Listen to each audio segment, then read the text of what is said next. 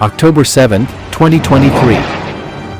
While Israel celebrates the Day of Sukkot or the Festival of Huts, the armed group Hamas launches the largest operation in its history, crossing from Gaza into Israel with more than 1,000 armed combatants.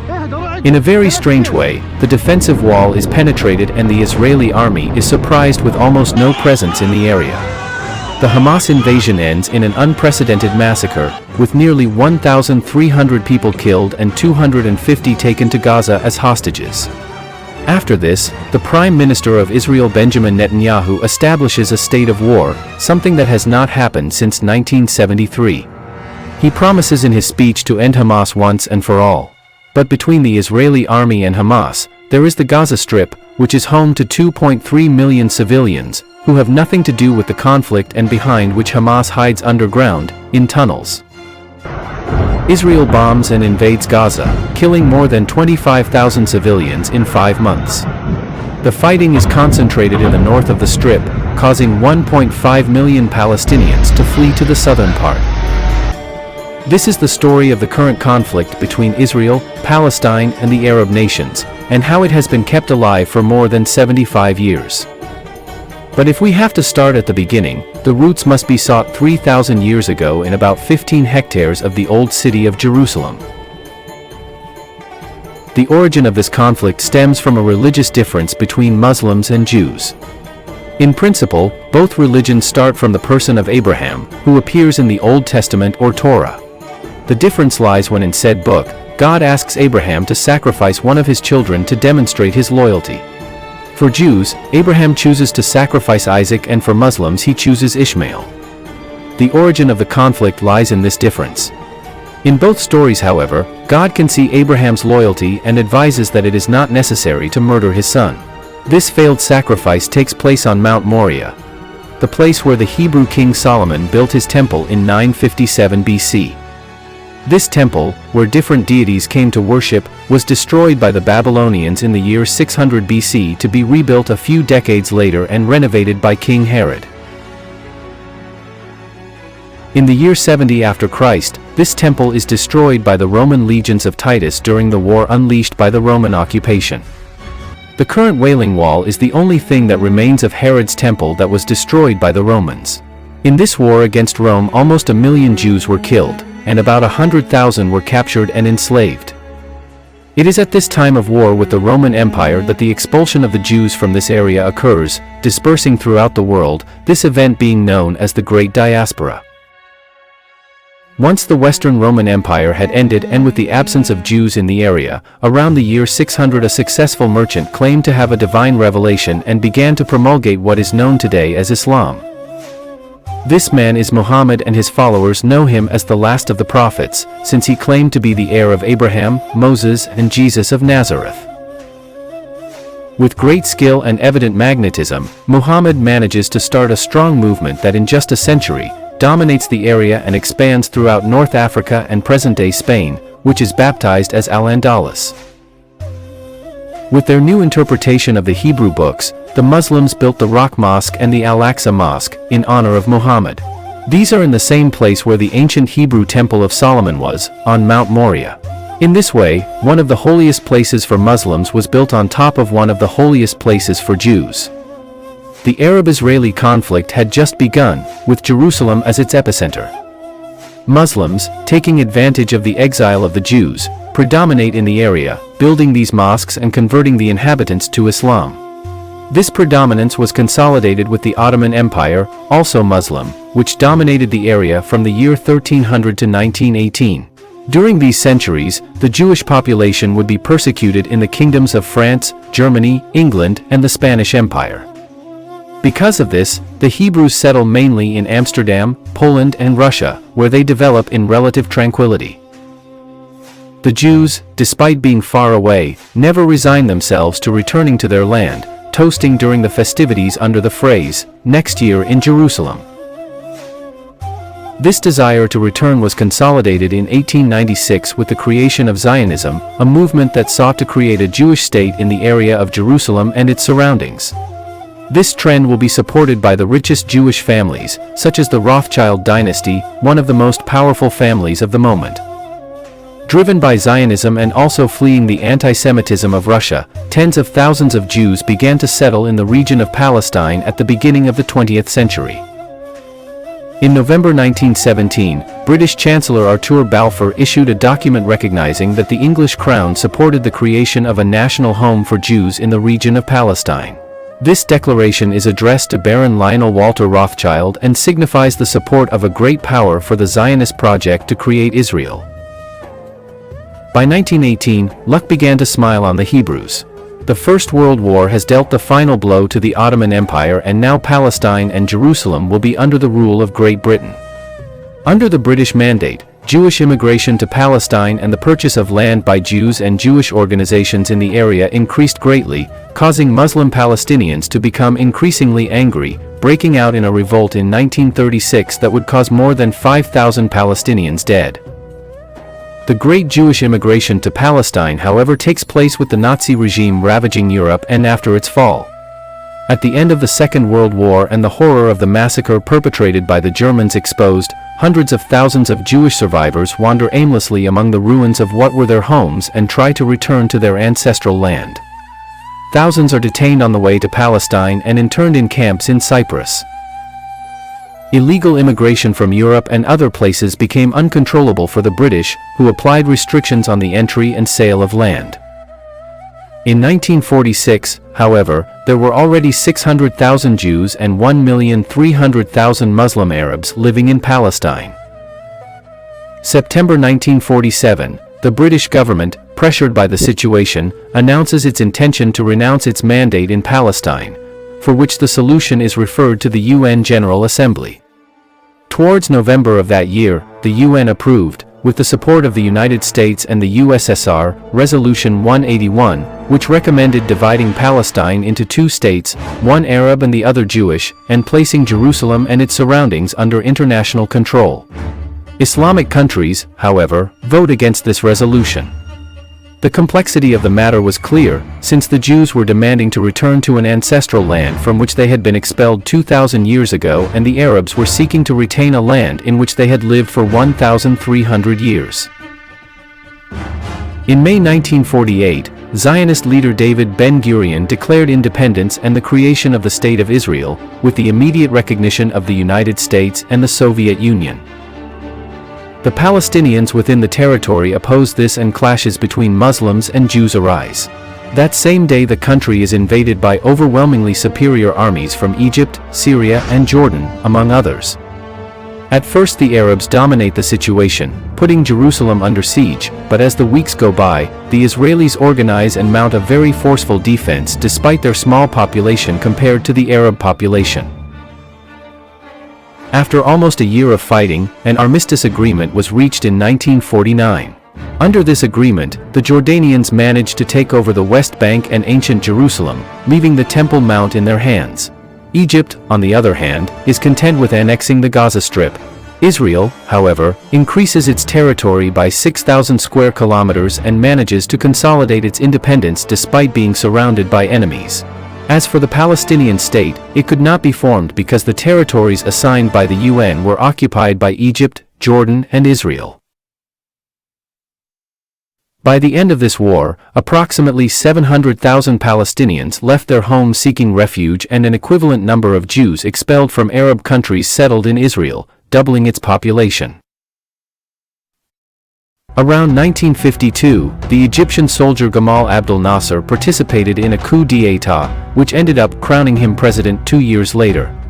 Nasser had fought against Israel 6 years earlier and is a strong supporter of Pan-Arabism, a movement that seeks to unite all Arab nations under the same flag. Under the tutelage of Nasser's Egypt and Syria, the Palestine Liberation Organization, or better known as the PLO, is created, which seeks to vindicate the failed Palestinian state. The political group known as Fatah, led by Palestinian leader Yasser Arafat, is also formed. This party, unlike the PLO, which is controlled by Egypt, is independent and proposes a Palestinian solution, separating itself from the Arab neighbors. With the creation of these groups and Nasser's aggressive policy towards Israel, war is a matter of time. May 17, 1967, Egyptian leader Gamal Nasser demands from the UN Secretary-General the immediate withdrawal of international forces from the Sinai Peninsula. This UN emergency force had been established in the peninsula and in the Suez Canal area in 1957 after Egypt's conflict with England and France for control of the canal, and still remained on Egypt's border with Israel as the only guarantee of peace. 5 days later, Egypt blocks the Straits of Tiran to Israeli ships, blocking Jewish access to the Red Sea. Israel takes this directly as an act of war, putting its armed forces on alert. The situation continues to escalate as Nasser becomes increasingly aggressive and bellicose, in a speech declaring, "We feel strong enough to go to war with Israel with the help of God. Our goal is to destroy Israel." Its popularity increases. Nationalist hysteria sweeps the Arab world, and from Algeria to Iraq everyone supports the war. The Arab masses, in all the capitals of the Middle East, demonstrate in the streets, demanding war from Nasser and the elimination of the Jewish state forever. Nasser feels at the peak of his popularity and intends to take advantage of it. A few days later, military defense pacts were signed between Egypt, Jordan, Syria and Iraq, thinking about the upcoming war with Israel. The young state of Israel, with a small army and its civilian reserves, faces the threat of 4 Arab countries that surround it, with the material and human support of the rest of the Arab world, Yemen, Kuwait, Algeria, Sudan, Lebanon, and who publicly declare that the objective is the destruction of the Jewish state. With its less than 50,000 soldiers, its reservists, and a few tanks, Israel is surrounded by almost 500,000 Arab soldiers and 2,500 tanks, while its air force consists of just 260 planes that face about 500 Arab planes. On June the 5th, because of this, the Jewish state, led by the prudent Prime Minister Levi Eshkol, anticipates the Arab attack and launches Operation Focus by launching a surprise air attack on Egypt, before Jordan and Syria react. Initially, the operation targets Egyptian airfields, seeking to destroy aircraft on the ground, as well as infrastructure, runways, hangars, barracks, radars and anti-aircraft batteries. 7:45 a.m. is the precise time chosen by Israeli intelligence, which has determined that this is the time of return of the first patrols of the day. Some of the personnel are having breakfast, and in which the fog of the Nile Delta dissipates, optimizing the visibility. The initial attack consists of 184 planes that approach in low flight under the Egyptian radars and release their Matra anti-runway bombs, which generate craters and unevenness, making it impossible for the Egyptian planes to take off. The pilots of the few Egyptian planes that had managed to take off to confront the Israeli bombers, upon returning to their bases and finding them destroyed, had to eject and use their parachutes to return to the ground. After destroying the runways, the more than 300 Egyptian planes are destroyed while they are on the ground and unable to defend themselves. After 3 lightning waves, Egypt had lost 20 airfields and almost all of its fighter aircraft. On the Egyptian side, the second in hierarchy in Egypt and future President Anwar el-Sadat, walks to headquarters thinking about the imminent attack that he was planning with his neighbors against Israel. Suddenly he sees columns of smoke on the horizon, assuming that the Egyptian attack had already begun. Upon arriving at headquarters, he finds President Gamal Nasser devastated, collapsed in his chair. Nasser tells his lieutenant, "Anwar, we have lost our entire air force." Only a few hours had passed and Israeli supremacy in the air was absolute, which would allow enormous advantages in the fight on the ground. But the Israeli offensive does not stop with this attack, but rather extends to the center, south and north. On the 3rd day of the war, elite paratroopers are ordered to occupy the old city of Jerusalem. On that day, the Western Wall and the Temple Mount return to Israel's control after 2,000 years. In the Sinai area, Israel and Egypt face each other in one of the most important mechanized battles of the post-war period. The Israeli victory in a few days was complete, reaching the Suez Canal. Nasser would later admit that Egypt's entire army was committed and that there were no reserve troops between the Channel and Cairo. With the Egyptian front secured, Israel focuses on occupying the Golan Heights. From there, Syria threatened the Sea of Galilee, the most fertile area of Israel and the country's water supply. The victory is once again complete. The Syrian army must abandon the heights and retreat to defend Damascus. Israel to this day occupies those elevated positions that provide a strategic cushion to its geography. The State of Israel, in a complete and devastating victory, manages to occupy the entire Sinai Peninsula, the Golan Heights, the Gaza Strip, the West Bank, and the old part of Jerusalem. These conquests give the Israelis what is called strategic depth. That is, territories that allow the enemy's border to be moved away from its main cities, providing a buffer of land against possible threats. But these lands are also inhabited by Palestinians who are not happy with the State of Israel and who see how the Palestinian state promised by the UN in 1948 is moving further and further away. Since its victory in 1967, Israel also began a policy of installing Jewish settlements in the conquered territories that were supposed to be part of the Palestinian state. This in the future will lead to the fragmentation of the Palestinian state and will be condemned by international law. On the other hand, despite the heavy defeat, the Arab countries redouble their bet, and after the Six-Day War they adopt the Khartoum Resolution known as the 3-0 Resolution. They sign no to the recognition of Israel, no to negotiations with Israel, and no to peace with Israel, leaving a panorama of imminent revenge for the lost war and ensuring more conflict for the future. Also after the war, the PLO ceased to be under Egyptian control and came into Palestinian hands, under the leadership of Yasser Arafat. Since 1969, Arafat will be the representative of Palestine to the world, directing the PLO and within it the political group Fatah.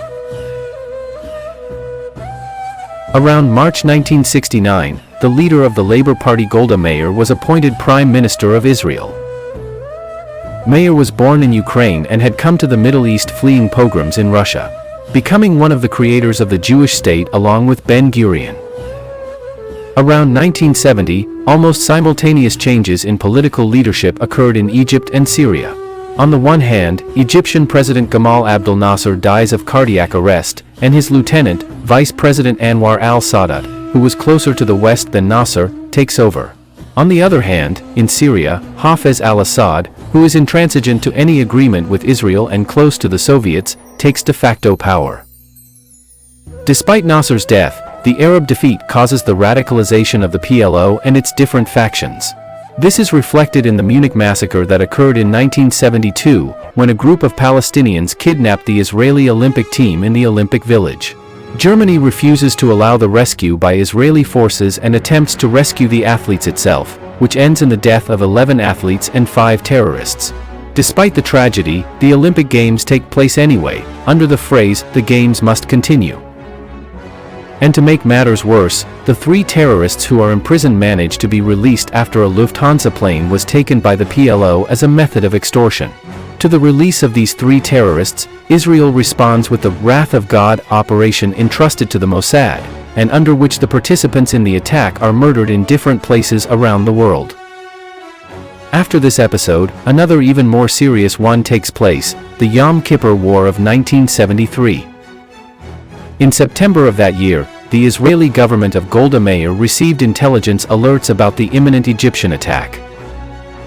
After comings and goings, the Prime Minister ends up putting the Israeli forces on alert, although she refuses to carry out a preventive attack like the one in 1967. Meir does not want Israel to remain the aggressor on the international stage. October 6, 1973. Egypt and Syria launch a massive attack on Israel. It is the holiest day for Judaism, Yom Kippur, or Day of Forgiveness, a full religious holiday, and also the holy month of Muslims, Ramadan. Muslim leaders approve the attack as a holy war. Egypt attacks in the Sinai Desert and Syria in the Golan Heights, territories conquered by Israel in the 1967 war. Jordan, for its part, does not take part in this war and remains on the sidelines. Israel's defense minister, Moshe Dayan, places his full confidence in the Bar-Lev defensive line, which runs along the Suez Canal with trenches and forts facing Egypt, ensuring that it is the most forceful anti-tank defense in the world. But the Egyptian army begins the all-out attack with heavy bombardment and artillery attacks on the line and Israeli bases in the Sinai. Also protected by a smoke screen, rubber boats are launched to transport Egyptian commandos to the other side of the channel. By October 7, the Egyptian beachheads are established at various points along an important strip of the channel.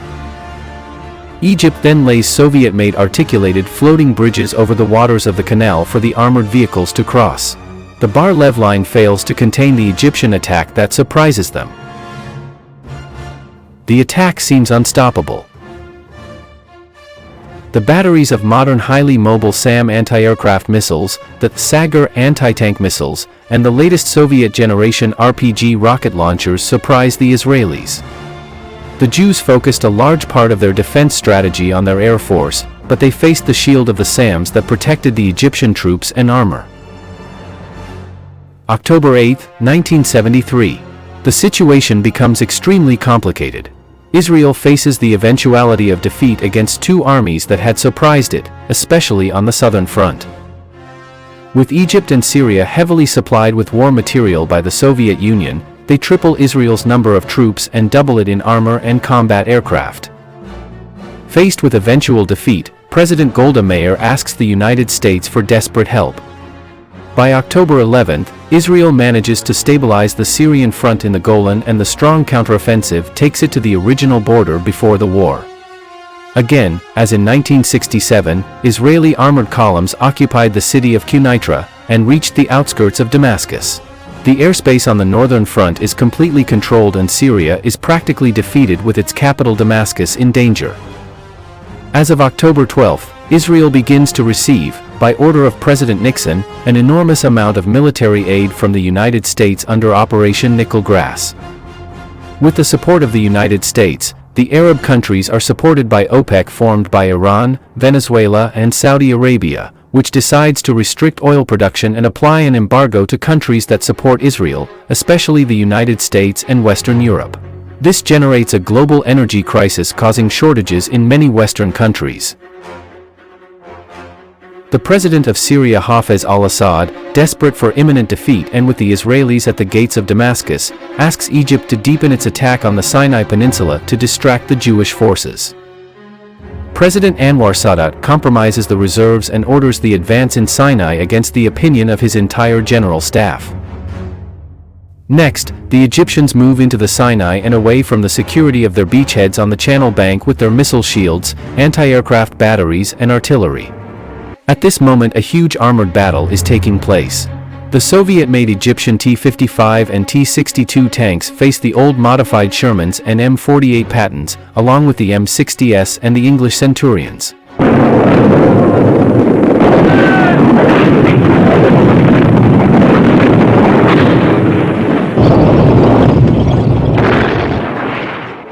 The Israeli victory is complete and the battle takes place in the desert in full view of the destroyed tanks that had been there since the 1967 war. The defeat of the Egyptians is due in part to Israeli tactical superiority and to the fact that by moving away from the beachheads of the canal to enter the Sinai, they lost the protection of their SAM missile shields. After this battle, Israel manages to stabilize the front and then cross the Suez Canal through a gap in the Egyptian lines north of the Bitter Lake, entering deep into Egyptian territory. By the end of October, Egypt was practically defeated and the UN demanded a ceasefire. This claim finds Israel surrounding the Syrian capital of Damascus and solidly established in Egyptian territory, cutting the road that connects Cairo with the city of Suez. Israel is far from satisfied and continues the offensive, surrounding Egypt's Third Army. The USSR threatens to directly support Egypt if Israel does not stop its attack. Tension escalates to very high levels between the USSR and the United States, until Israel finally ceases its offensive. It is the end of the Yom Kippur War. Egypt and Syria have suffered a new and resounding defeat, suffering 4 or 5 times more casualties than the Israeli forces. A real disaster. 3 years after the war, an attack occurs that remains in history. An Air France commercial plane with 248 passengers is hijacked by 4 Palestinian and German terrorists. The plane is diverted to Libya and finally to Entebbe airport in Uganda, in the heart of Africa. The kidnappers crowd the hostages at the airport and demand the release of Palestinian terrorists detained in Israel and Kenya. The non-Israeli passengers are then released, but the Israelis are held captive while negotiations begin. Israel buys time with negotiations while preparing the difficult rescue mission almost 4,000 kilometers away. Under the name Operation Thunder, 29 elite commandos are sent by plane flying at very low altitude. The commandos break into the airport where the hostages are held and open fire on 100 Ugandan soldiers and 7 terrorists.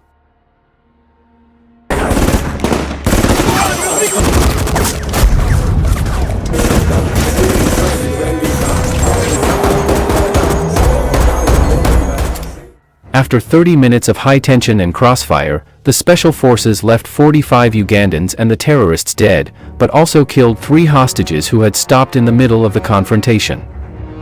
In addition to this, they destroy 11 MiG-17 fighters that belonged to Uganda and were standing there. The Israeli army, for its part, loses only one member, Colonel Yonatan Netanyahu, brother of the current prime minister. The 100 surviving hostages are sent to Israel and are received by their families with great media coverage. Returning to the general context, around 1977 the Egyptian leader Anwar el-Sadat became convinced of the need for a lasting peace with Israel, making a trip to Tel Aviv and proposing an agreement in the Hebrew parliament. This consensus was signed in 1978 and is known as the Camp David Agreements. Under this, Israel is formally recognized by Egypt and in exchange withdraws from the Sinai, ceding it to the government in Cairo. Israel is also committed to establishing an autonomous regime in Gaza and the West Bank for the Palestinians. This agreement ends a 30-year conflict between Israel and Egypt forever. Syria, on the other hand, will not attack Israel again, which remains in possession of the Golan Heights. But although the 1978 agreements are progress, violence between Arabs and Israelis remains latent. Around 1982, Israel launches Operation Peace for Galilee, in which it invades South Lebanon to end extremist groups of the PLO.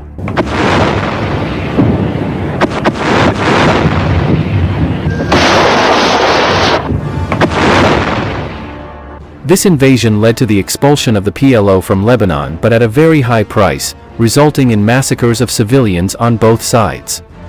The most significant is known as the Sabra and Shatila massacre, where the Lebanese Christian phalanx murdered between 1,000 and 3,000 people.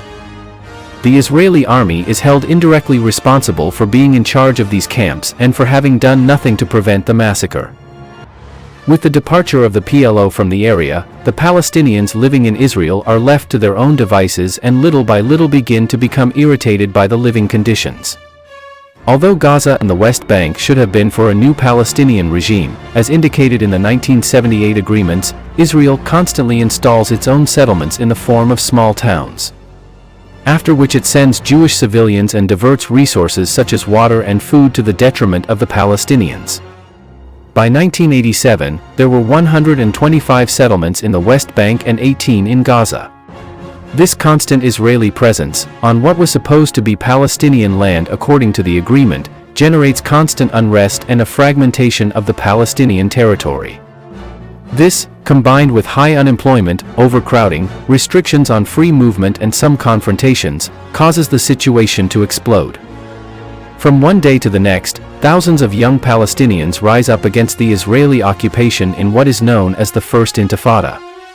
With just stones and sticks, Palestinians confront Israeli forces in the streets of multiple cities.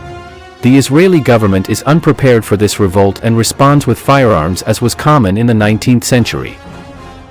The streets become a trail of blood, totaling 1,400 dead Palestinians and 93 Israelis. This uprising challenges Israel's structure over Palestine and generates the emergence of several political groups, including the famous Hamas. Contradictory as it may seem, Hamas was created with the help of the State of Israel. The story begins in the 1970s, when Israel begins to finance various Islamic groups in Gaza, with the aim of weakening Yasser Arafat's PLO command. The idea was to divide the Palestinians in order to better control them. One of those receiving financing would be the creator of Hamas. This man is Ahmed Yassin, a quadriplegic and semi-blind Muslim priest, who leads the Mujama al-Islam group with which he builds mosques, schools and even the Islamic University of Gaza. Israel allows all these works and lets Yassin become more and more relevant, with the aim of later confronting Yasser Arafat and the PLO. But Yassin turned his back on Israel and during the First Intifada, founded his paramilitary branch under the name of Hamas, which does not recognize Israel as a legitimate state. The works carried out by Yassin allow him to control half of the mosques in Gaza, which are used as bases to hide military material and operations. The priest becomes the spiritual leader of the armed group, and thanks to his popularity among the Palestinians, Hamas is able to prosper very quickly. But while this was happening, around November 1988, Yasser Arafat took advantage of the conflict situation to officially proclaim the State of Palestine, which was recognized by 94 countries at that time.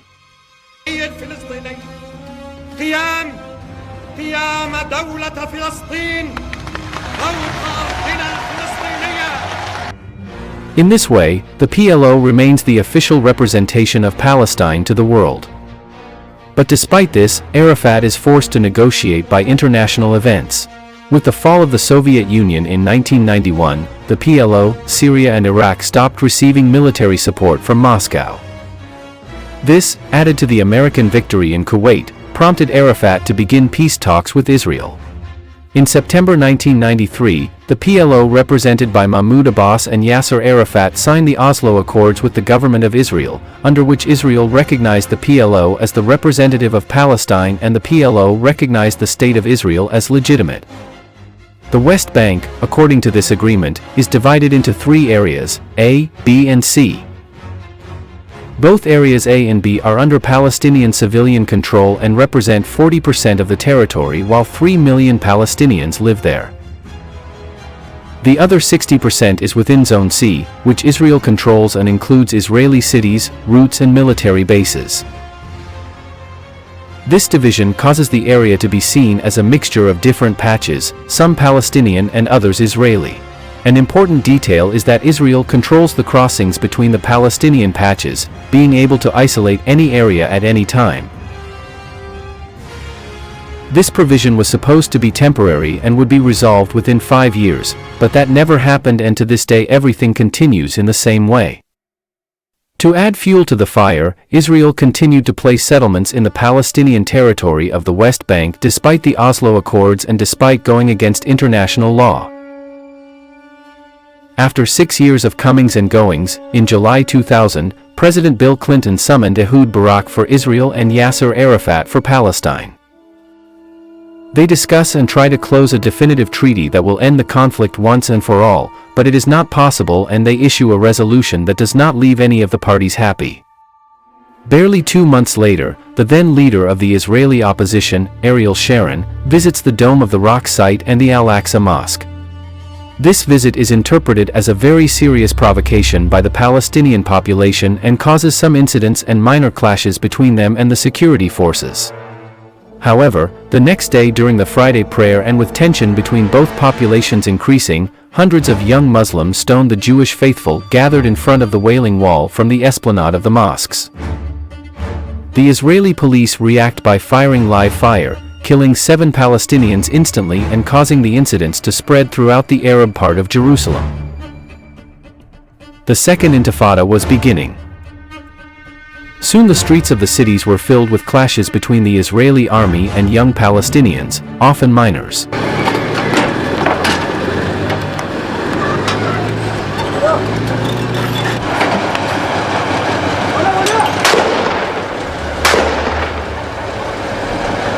At this time, suicide attacks against shopping centers, restaurants, or bus stations began to take place. For its part, Israel resorts to the execution without trial of possible suspects, as well as the occupation of Palestinian territories, and begins in 2002 the construction of a wall that separates the West Bank and Gaza from its territory. In March 2004, Hamas leader Ahmed Yassin was assassinated when he returned from praying in his mosque, by 3 missiles launched by an Israeli helicopter. 200,000 people attend his funeral, and his figure becomes a martyr of Islamism and Palestinians in general. Also in November of that year, the other Palestinian leader, Yasser Arafat, died strangely. According to some sources, Arafat was gradually poisoned with polonium-210 by Israel's Secret Service. This was confirmed by Israeli journalist Ronen Bergman himself, in his 2018 book Rise and Kill First. After 2 years of daily violence, the Second Intifada gradually faded away until it ended in 2005, with Israel's withdrawal from the Gaza Strip and the northern West Bank. In this way, Gaza is fully in charge of the Palestinians, who have general elections in January 2006. In these elections, Hamas obtained 44% of the votes compared to 41% for the Fatah group, so tempers soon flared up.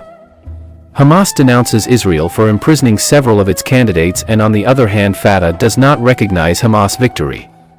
This causes Palestine to separate into two distinct groups, on the one hand the West Bank, governed by Fatah, and on the other hand the Gaza Strip, governed by Hamas. Hamas installed in Gaza does not recognize the legitimacy of the State of Israel, nor does it accept the UN resolution of 1948 by which the partition of Palestine was established into two states, one Arab and the other Jewish. On the other hand, Fatah in the West Bank has a policy of recognition towards Israel but is in dispute over Israeli settlements on its territory. And it also has absolute control of the routes and access to the country, leaving the Palestinians living in a giant prison. This has been condemned by the UN and by international law but has never been resolved. Even worse, President Benjamin Netanyahu has proposed annexing the entire territory as part of Israel permanently. Returning to the Gaza Strip, since its withdrawal in 2005, Israel has closed Gaza to the world by land and air, leaving only 3 points for trade that are controlled by its army, suffocating the Palestinians commercially. Hamas has taken advantage of this blockade to present itself as the protective father of Gazans, carrying out all kinds of social actions in schools and hospitals, which has increased its popularity. In addition to this, it has responded by purchasing weapons and building underground tunnels that cross Egypt underground to be able to trade. This situation ends up exploding when Egypt also closes its border with Gaza to prevent Hamas from invading and contaminating its internal politics. A few months after this, Hamas blew up a part of Egypt's wall, causing 500,000 Gazans to cross the country in search of food, fuel, and medicine. In just 5 days, migrants spent $250 million. The tide of Palestinians crossing into Egypt en masse reveals Israel's abuse with its trade blockade, which hanged 1.5 million people. For its part, Israel uses the 4,000 rockets that Hamas had fired in the previous months, and towards the end of 2008 it carried out a direct invasion with thousands of troops. In this invasion of Gaza, Israel tries to destroy some bases and rocket batteries, but after 3 weeks it must withdraw. This incursion, however, leaves 1,400 Palestinians dead, 50,000 homeless, and only 13 Israelis dead. In addition to destroying hospitals, farms, and dozens of factories, generating a very important crisis in the Strip. This scenario would be repeated in 2014, when Hamas kidnapped and murdered 3 Israeli teenagers. In response, Israel carries out a military raid where 2 Palestinian children who were in the area end up dying. This situation ends up leading to a general escalation, where Israel bombs and invades Gaza and Hamas fires thousands of rockets into Israeli territory. This scenario ends with very sad episodes such as the murder of 4 children who were playing on the beach and were attacked by the Israeli Navy. Also with the bombing of schools and hospitals where Hamas hid missile munitions. The Israeli forces, both in 2014 and today, before attacking these places usually warn those who are there through pamphlets or phone calls. It then carries out a light attack to warn of the imminent bombardment, and after 10 minutes the bombs are released on the target. Despite this, the 2014 incursion caused the death of 1,600 Gazan civilians and displaced some 400,000 due to the lack of water and electricity. On the Israeli side, 5 civilians and 66 professional soldiers die. Hamas reportedly suffered 600 deaths among its ranks. After 50 days of conflict, thanks to Egyptian mediation, the parties accept an indefinite truce. This peace ends up lasting 7 years, until May 2021, when violence between Hamas and Israeli forces breaks out again for 15 days, resulting in a death toll of 10 Israelis and 250 Palestinians. After this, violence would break out again in May 2023 when the Palestinian Jihad and other groups confronted Israel in an exchange of missiles and rockets, which ended with the Jihad's senior commanders being neutralized by Israel's special forces. But the latest episode of this conflict is still unfolding, being an all-out war between Hamas and the Israeli army. This war began on October 7, 2023, when Hamas announced its Operation Al-Aqsa Storm, after which it launched 5,000 rockets in 20 minutes against Israel and began a ground offensive unprecedented in the history of the conflict. After the rockets, the attack begins with the sending of drone bombs that destroy Israel's advanced posts near the border. This allows hundreds of guerrillas to cross by paragliders into Israel, and moments later Hamas blows up the defensive wall at several points. In a few minutes, hundreds of terrorists on motorcycles and trucks sneak through these gaps and advance against the nearest towns. Barely 2 hours later, the high command of the Israeli army reports that terrorists have taken over the military bases closest to the border, including the base of the 143rd Firefox Division, also known as the Gaza Division. In this area, terrorists break into an electronic party near the base, murdering 364 people. While on the general front, some 250 civilians are taken hostage into Gaza. Surprisingly, the Israeli forces respond clumsily and slowly, with only a few assault helicopters arriving in the area an hour after the attack began. The Hamas guerrillas are killed by Israeli reinforcements, although some manage to escape back into Gaza. The world is in shock. It is not understood how Israeli intelligence could not have discovered such an armed operation and how it could have been successful. The IDF, or Israeli Defense Forces, has the second largest military budget in the world measured per capita. In addition to 170,000 soldiers active at all times from different branches. With this, it is very difficult to believe that they could not have stopped 1,000 militiamen on motorcycles and paragliders on a border that is barely 50 kilometers long. Following these events, the Israeli government led by Netanyahu declares a state of war and promises a response unlike anything seen on television. This response begins with a total blockade of the Gaza Strip, cutting off electricity and blocking the entry of food and fuel. The Israel Electric Corporation, which supplies 80% of the Strip's electricity, cuts off power to the area, leaving 2 million people in the dark and without running water. This is followed by a fierce 20-day bombardment across the entire Strip, destroying key Hamas hotspots but also killing thousands of civilians in between. Chaos reigns in Gaza, where in the dark the Palestinians search every day for something to eat while they endure the bombs that fall daily.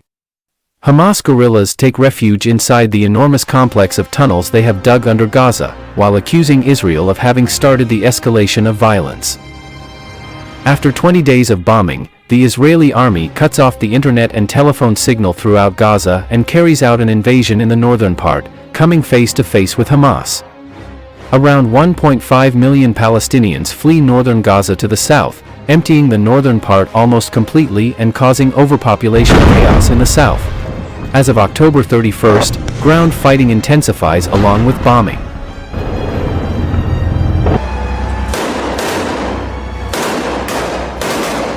Civilians who choose not to evacuate the area fall prey to chaos and destruction, being attacked in any situation imaginable.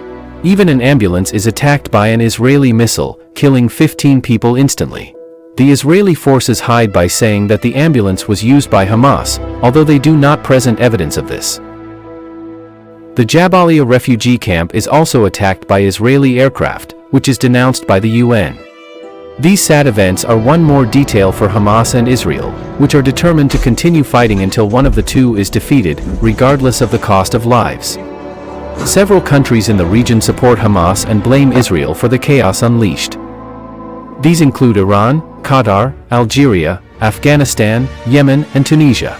It should also be mentioned that Qatar has financed Hamas since the beginning of the blockade in 2005, totaling the sending of $2 billion. This also happens with Iran, which provides money and also military training, such as the use of drones with explosives. Turkish President Erdogan tells reporters he holds Netanyahu personally responsible for civilian deaths in Gaza, saying he is no longer someone we can talk to. President Netanyahu for his part clarifies that Israel's armed forces will control Gaza after the war and rejects proposals to establish an international force in the Strip. By November 17, internet and telecommunications are restored in the Strip, as well as the entry of 140,000 liters of fuel for vital activities. Despite this, the next day an Israeli attack hits the Jabalia refugee camp, killing 80 Palestinians.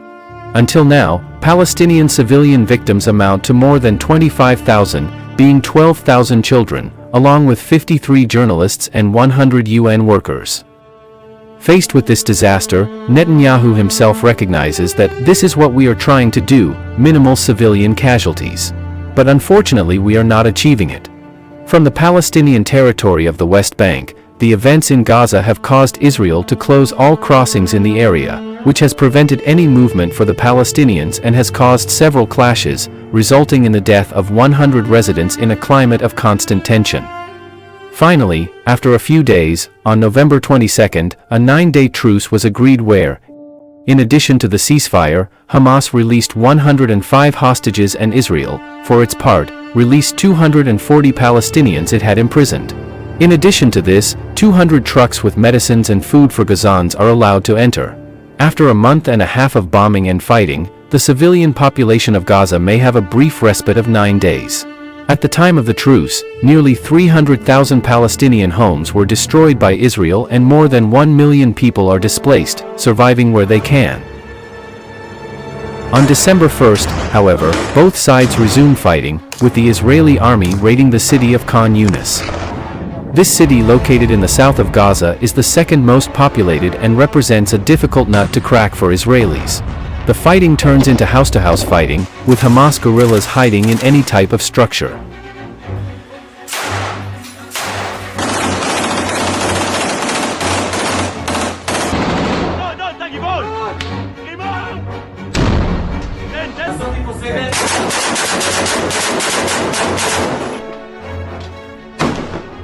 Israeli tanks come under fire from RPG rocket launchers, which are fired from anywhere on the streets.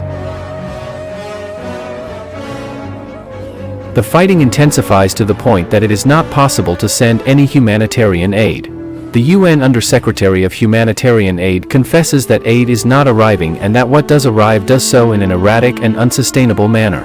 Hospitals are running out of supplies and must care for the injured as best they can. Telephone and internet communications are disrupted by constant bombing and chaos. In an atrocious act, the Great Mosque of Gaza, which was 1,500 years old and the oldest in the Strip, is destroyed. By mid-December, the UN calls for a ceasefire, with 153 countries voting in favor of the truce and only 10 voting against. Among those who have voted against and prevented peace are the United States and, after this, Prime Minister Netanyahu responds by assuring that he will continue his offensive until he ends Hamas forever, with or without international support. In line with this, Israeli forces have begun flooding the 500-kilometer network of tunnels beneath Gaza. This network used by Hamas is very extensive and has armored doors, barracks, and warehouses. Its absolute flooding with seawater, however, could generate the destruction of the entire Strip's water system, leading to absolute disaster for civilians. As of mid-March 2024, 31,600 Palestinians have died, of which 12,000 are children and 5,000 would be Hamas fighters. The percentage of children and women killed in such a short period is unprecedented in the 21st century. In fact, in the first 2 months of the current conflict, more women and children died at the hands of the Israeli army than in the entire first year of the 2003 Iraq War, and approximately the same as in the 20 years of the Afghanistan War to date. Hands of the Allied troops. Compared to the Russian invasion of Ukraine, more than twice as many women and children have died in the Gaza Strip in just 2 months than in 2 years of war in Ukraine.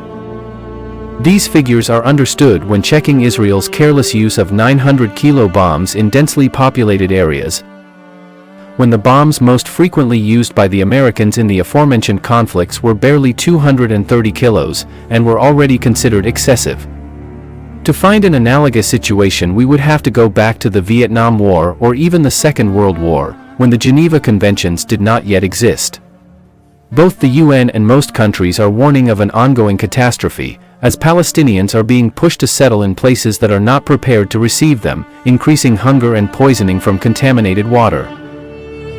On Israel's part, 115 Israeli soldiers have died in the incursion into Gaza and 1,600 have been wounded.